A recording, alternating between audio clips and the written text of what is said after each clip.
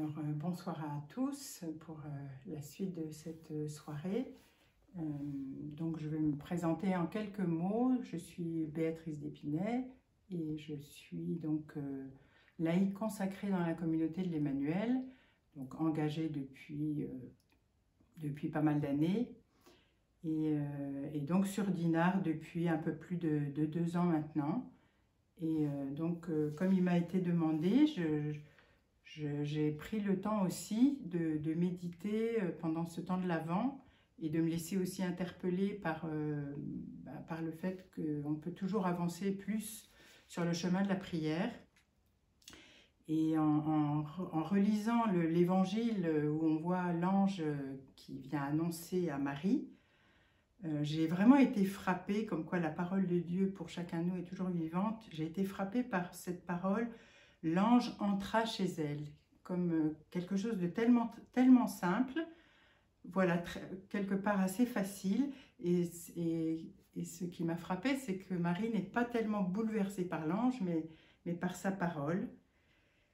Et voilà, et du coup, je me rends compte que ce qui a dû marquer toute cette rencontre, c'est le silence intérieur de Marie. Et en fait, c'est à cela aussi que je voudrais aspirer, voilà, sachant que la prière, en effet, pour moi aussi, bien sûr, est le pilier de ma vie, quelque chose qui à la fois m'attire et qui n'est pas toujours, voilà, sur un tapis roulant, pas toujours si facile. Moi, j'ai choisi, enfin, j'ai répondu à l'appel à une vocation qu'on peut dire séculière, donc dans le siècle, en plein monde, hein, donc différemment des ordres, des monastères, voilà. Et effectivement, il faut tous, et nous en particulier, bâtir notre maison sur le roc, donc sur Jésus, et sur la prière.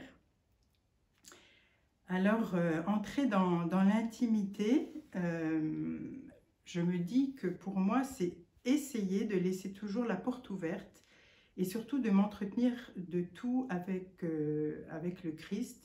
Et plus j'avance, plus je me rends compte que tout l'intéresse. Voilà, aussi bien mes difficultés que mes joies, mes rencontres, mes peurs, mes doutes, voilà. Donc ça, c'est vraiment l'expérience que je fais de plus en plus. Et bon, je vois aussi combien, à la fois, il y a les deux choses. Il y a lire la parole de Dieu en continu, qui m'aide énormément, et puis la lire le matin, avant de partir au travail, puisque je travaille. Et alors, pas plus tard que ce matin, voilà, je suis sortie, et une dame m'a interpellée parce que je n'avais pas mis mon masque. Donc, j'allais commencer, bien sûr, à ronchonner intérieurement. Et à ce moment-là, voilà, je me suis vraiment juste rappelé que je venais de lire la parole de Dieu, hein, où d'ailleurs le pape nous invitait à la joie, à la conversion et à la prière pendant ce temps d'Avent. Et voilà. Et c'est vrai que ça ne s'est pas fait d'un coup de baguette magique, mais j'ai réalisé, je me suis dit, c'est quand même bête de partir déjà sur de mauvais sentiments. Et voilà, tout simplement, je me suis mis dans ma voiture à prier pour cette femme, voilà, qui en fait avait raison, hein, mais bon, voilà. Et alors, donc je voulais dire que la parole de Dieu, la prière du matin m'aide énormément dans la journée, si je prends les moyens aussi d'y penser. Donc voilà, j'ai trouvé par exemple là, pendant le temps de l'Avent, sur mon bureau, je mets une petite image discrète de Marie. Voilà, donc c'est tout simple, mais je me rends compte que c'est vraiment sa présence qui m'accompagne.